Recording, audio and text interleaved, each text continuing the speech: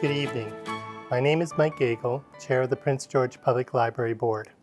I'll be your host this evening, and I'm pleased to welcome you to the 37th Annual Jeanne Clarke Local History Awards. Each year, the Library Board hosts an awards reception to recognize and celebrate contributions in the preservation and promotion of local and regional history. Because of the changing public health restrictions on in-person gatherings due to the COVID-19 pandemic, we are again pleased to be able to adapt and partner with CKPG to share the celebration of the history and people of our region. Before we proceed with this evening's event, I want to acknowledge that we're presenting these awards on the ancestral lands of the Lheidli T'enneh. We recognize that the history of human activity in our region is, to a large extent, the history of the Lheidli T'enneh and other Indigenous peoples. We want to honor the stories and traditions of these peoples as we celebrate the history of our region. Welcome everyone to the 2022 version of the Jeanne Clarke Local History Awards. I know you join me in hoping that we can all gather again safely for next year's awards events. On behalf of our members, myself, council, and administration, I wish all the nominees in the awards the best of luck. I want to thank the Prince George Public Library for hosting these awards each year.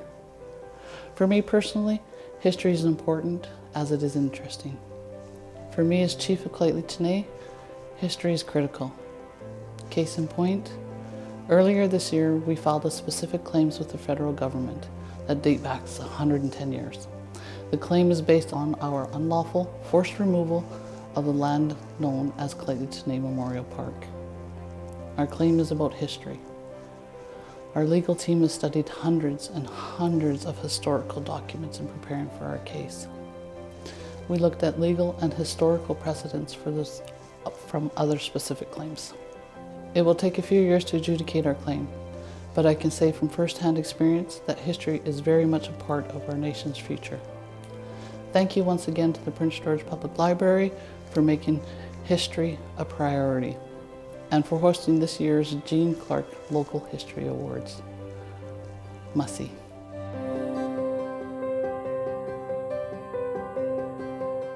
Thank you to Chief Darlene Logan for sharing these reflections on the importance of preserving and promoting the history and culture of the Lheidli T'enneh. Next, I would like to introduce Jeanne Clarke's grandchildren, Barbara Henderson and Chris Henderson, who are here to tell you more about Jeanne Clarke and why these awards are named in her honor. Grandma grew up in this place. She was born in this place and she really loved it. And honoring the people and this place was really, really important. In the early 1980s, the Prince George Library Board of Directors decided to strike a committee in order to house a specific section of the library dedicated solely to local history publications. At that time, Jeanne Clarke, my grandmother, was the chair of the board and the one spearheading the campaign to make sure that we had an individual area set up specifically for the local history publications. Shortly after that decision was made, she passed away. And after she passed, the decision was made that they were going to have an annual award in her honor for local history publications and service. She had a real passion for history of the community, but local northern history as well. She was a firm believer that in order to make sure that we didn't make the same mistakes that we've already made, that we celebrated our history and that we understood it and that we collected it and promoted it, promoted the storytellers that we had in the region, promoted the authors that we had in the region. I would like to think that as we move forward and we know better and we are doing better, that we are remembering to tell all of the stories. I can't think of a better way to honor her memory and the work that she wanted done and the outcome that she wanted than with the work that the PG Public Library Board has done by having this annual celebration and recognition of the incredible work that is being done.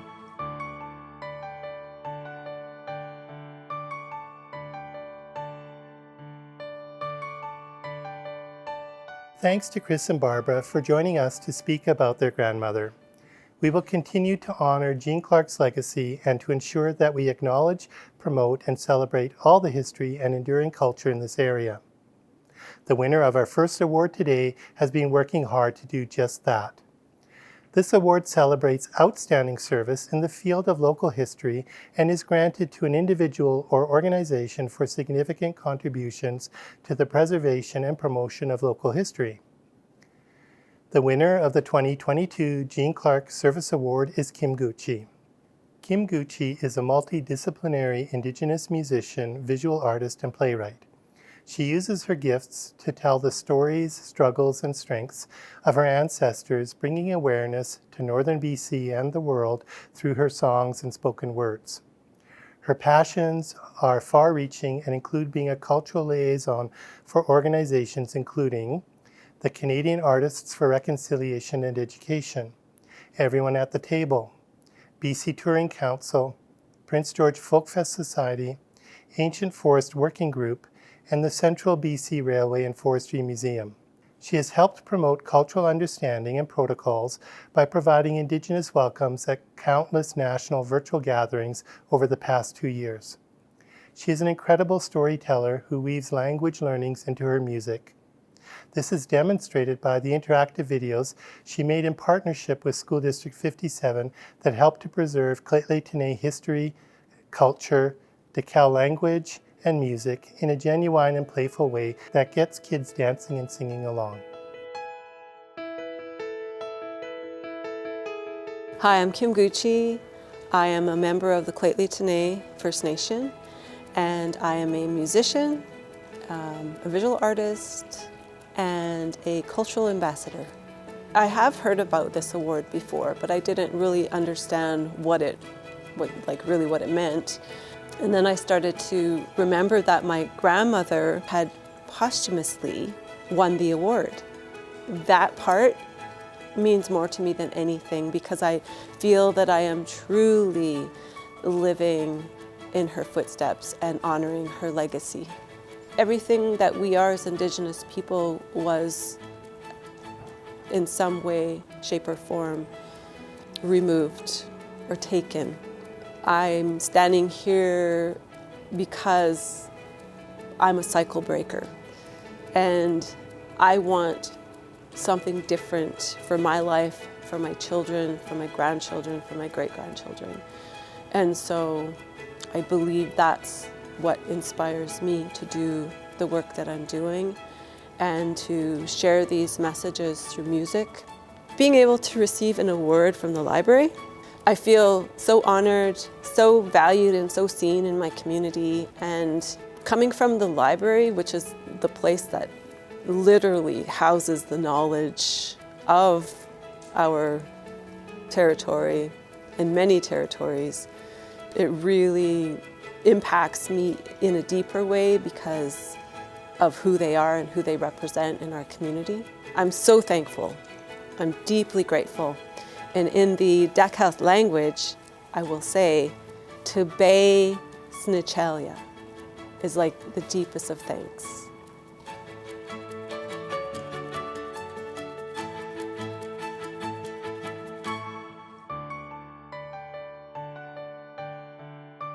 Please join me in celebrating the contributions and commitment of the 2022 Jeanne Clarke Service Award winner, Kim Gucci.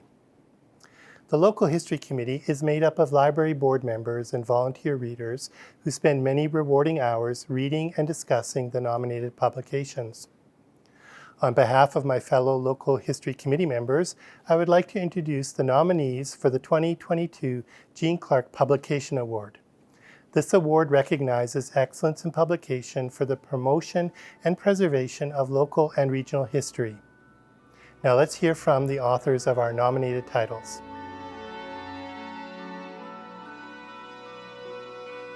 I have spent a lot of time in a state of healing and retrieval to be able to write these words and give them to the world. I have also spent a lot of time in a state of reflection, examining my own intentions behind giving these words to the world. And there are moments when I realize that one day this book will be in someone's hands, this book, and I can feel the butterflies rise from my belly up to my throat. I am a girl again on an old wooden roller coaster, awaiting the first plummet towards the ground, and my heartbeat, it quickens. And I wonder if I should have gotten on the ride. My palms sweat. I question if I was meant to write the book. And then I remember. Yechake Nasji. I remember things from long ago.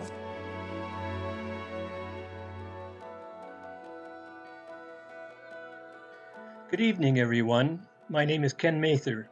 I was the editor for the revised version of Wagon Road North. Now for something completely different. I'm presenting a book that was first published in 1960. It's up for the Jeanne Clarke Local History Award in 2022. You see, Wagon Road North was first written in 1960 by Art Downes. Now, Art would have called himself a history buff rather than a historian, and I must admit I feel the same way about myself. But this book he wrote in 1960 was revised in 1969, again in 1973, again in 1980, and for a fourth time in 1993. And so when I was asked to revise the most recent edition in last year, it would have been the 6th edition of Wagon Road North.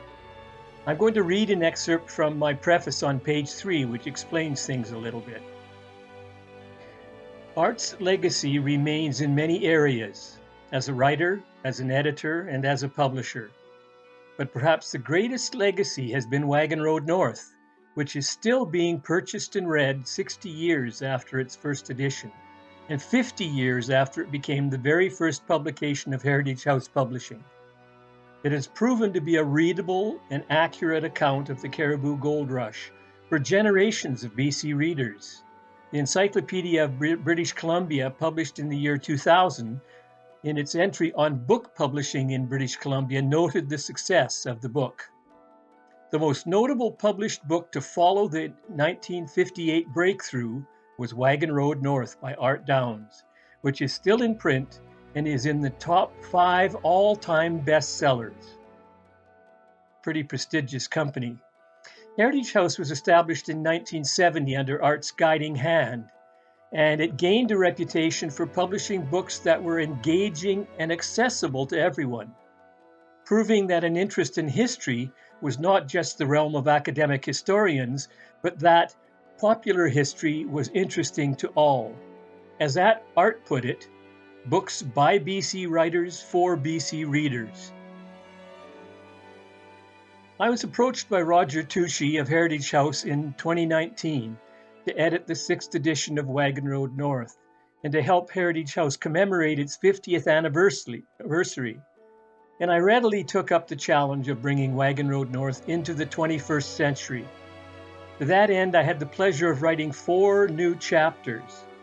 I wrote one on Indigenous peoples in the Gold Rush, another on Chinese sojourners, yet another on the women of the Cariboo, and a 4th chapter I wrote called Barkerville Celebrates. So as I say in the preface to the book, with these small additions, Wagon Road North can stand on its own and will no doubt be read for generations to come.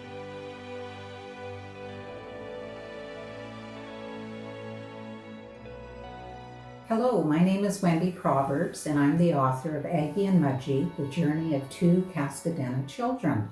This is the story of my birth mother and aunt who were taken from their home in Des Loups, also known as Lower Post, in the late 1920s to attend Lejac Residential School. The story focuses on their extraordinary journey that covered 1,600 kilometers in northern British Columbia. Their story is told through a fictional grandmother, Nan, to her 8-year-old granddaughter, Maddie. Through telling stories centered on an old photograph of 2 young girls, Maddie learns a darker side of Canada's history. I'll now read a brief passage from the book. "Did you ever meet the girls in the wrinkly photograph?" inquires Maddie. Nan musters a smile. "No, my dear, I never met the girls in the photograph, but I do know some things about them." She squeezes Maddie's hand and closes her eyes briefly. It is important for her granddaughter to know the story, yet she feels uneasy sharing it. Nan takes a deep breath and begins. A long, long time ago, there were two little girls who were sisters. The elder sister's name was McKinney, and the younger sister was Beat. They were very close, and Beat looked up to her big sister a lot. Their mother Yanama and their father Long named them. They lived far away in the north on the BC-Yukon border. They were Cascadena people. Around 2012, I received a copy of my aunt's memoir that she had transcribed for her family. I knew the story of my birth mother and aunt's journey from Lower Post to the school was an important story to share. The story adds to the growing body of literature that highlights the negative impacts that residential school has had on Indigenous people throughout Canada. It also enables me to honor the voices of my birth aunt and mum. My wish is that Aggie and Mudgee is utilized within the educational system so that young people may understand the historical truths between Canada and Indigenous peoples.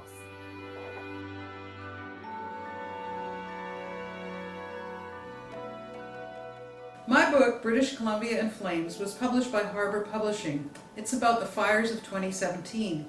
They started on July the 7th. That day, my husband and I were at our cabin at Sheridan Lake, near 100 Mile House. It's off the grid, a rustic place that's been in his family for over 60 years. The fires were closing the roads we would normally use to get back to the coast. We left, afraid that we might get stuck in the fire zone, and then we worried about what would happen to our beloved place without us there to protect it. We followed the fire news from our home in North Vancouver, and I heard many inspiring stories about people's bravery, generosity, and resourcefulness. I wanted to be a conduit for their voices. Eventually, I conducted over 50 hours of interviews with firefighters, police officers, Indigenous folks, ranchers, store owners, resort owners, cottagers, incident commanders, mayors. I was looking for as wide a perspective as possible on the fires.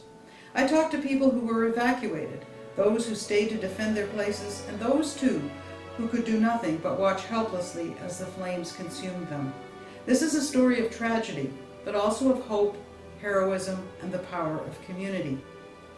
And now I'd like to read to you a passage from British Columbia in Flames. This is from Chapter 1, In for One Hell of a Ride.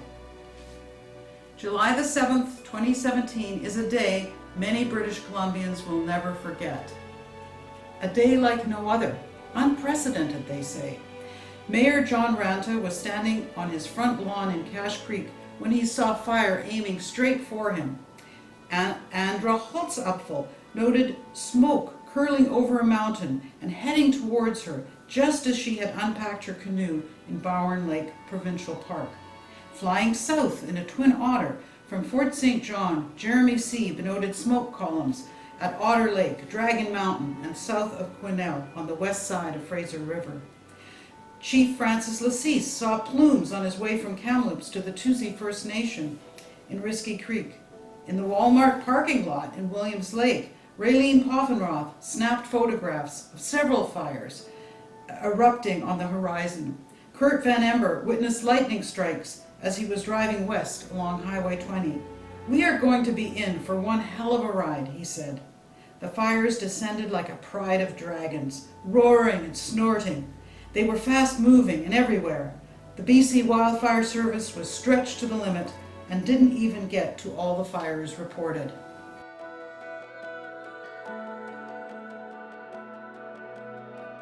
My name is Jeff Minett. I'm the author of Murders on the Skeena, True Crime in the Old Canadian West, 1884 to 1914. This book tells the stories of about a dozen murders that occurred in Hazelton on the Skeena River between 1884 and 1914. Some of these are well known, others less so. They range in time from 1884, when Charlie Yeomans was stabbed to death on the veranda of his store in Old Hazelton, to the gruesome murder in 1914 of Bert Taylor on the railway line near South Hazelton. I also offer a fresh look at the 1906 Simon Gunnoot affair and the 1914 New Hazelden bank robbery. I find these stories fascinating, and I wanted to share them. I hope I've done them justice. For my sources, I've relied on original documents, newspapers, witness statements, and notes taken at the trials by the judges. I'm hoping that Murders on the Skeena will keep alive the important work of the telling of the stories of the history of the North. I want to share a few lines from the book to set the scene. This story is about two prospectors who went into the Omanika Mountains to search for gold. Only one came out. What happened? Isaac Jones was dead. Everyone knew it. But where was his body? One person almost certainly knew where it was. William Adam Gordon, pacing in his cell in a prison in Victoria in the winters of 1898 and 1899, would have been terrified. He would surely have understood that if the police ever found his partner Jones's body, he would be charged with murder and most likely convicted. But under the law at that time, unless the police had found the body, a suspected murderer could not be charged. No body, no murder. Gordon knew the police believed he had lured Jones into the Omanika Mountains and murdered him there. If convicted, the police would have taken him to the jail in New Westminster and hanged him. There were no mitigating circumstances. Having read all the letters and witness statements from the time, I do think he was very close to the noose in New Westminster. But unless the police found the body, there was no murder charge. Would he be found? If not, Gordon would get away with murder. So, thank you. I'm honoured to be included as a finalist for this award.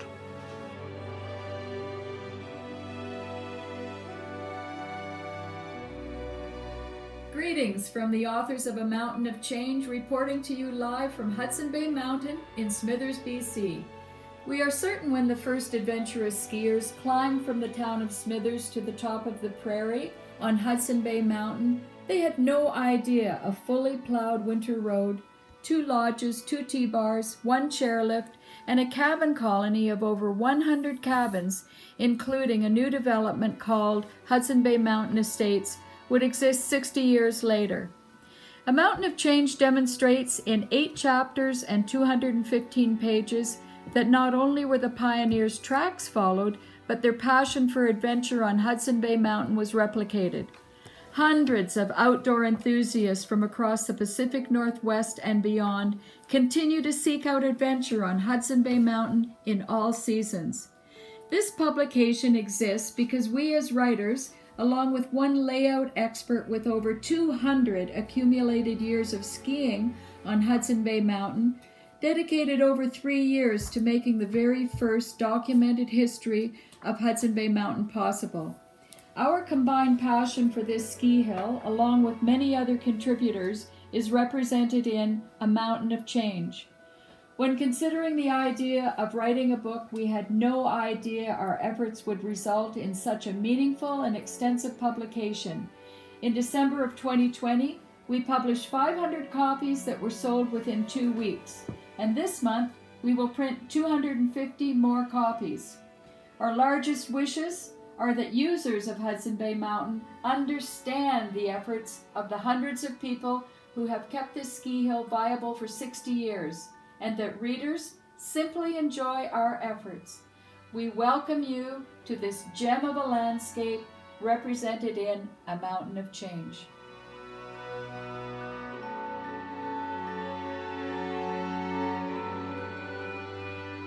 Congratulations once more to all our nominees. It was an honor to read your work. It's so important for our community to hear these stories about where we come from and how we got here. We're pleased to announce the winner of this year's Jeanne Clarke Publication Award is Wendy Proverbs for her novel Aggie and Mudgee, The Journey of Two Cascadena Children, published in 2021. When 8-year-old Maddie discovers an old photograph of 2 little girls in her grandmother's belongings, she asks her nan who they are. In keeping with the oral tradition of her ancestors, Nan relies on storytelling to teach her granddaughter about her past. But she's not sure that Maddie is ready to hear the story. Based on the true story of the author's biological mother and aunt, Aggie and Mudgee relates the journey of two Cascadena sisters who lived many years ago in a remote village on the BC-Yukon border. Like countless Indigenous children, they were taken from their families and communities at a young age to attend residential school where they endured years of isolation and abuse. Proverbs novel focuses not on the sisters' experience in residential school, but on the harrowing 1,600-kilometer expedition that took the sisters from their home in Delu, Lower Post, to Le Jacques Residential School on the shores of Fraser Lake. The girls, aged 8 and 6, travel by riverboat, truck, paddle wheeler, steamship, and train. Aggie and Mudgee offers a glimpse into the act of being physically uprooted and transported far away from loved ones. It captures the breakdown of family by the forces of colonialism, but also celebrates the survival and perseverance of the descendants of residential school survivors in reestablishing the bonds of family.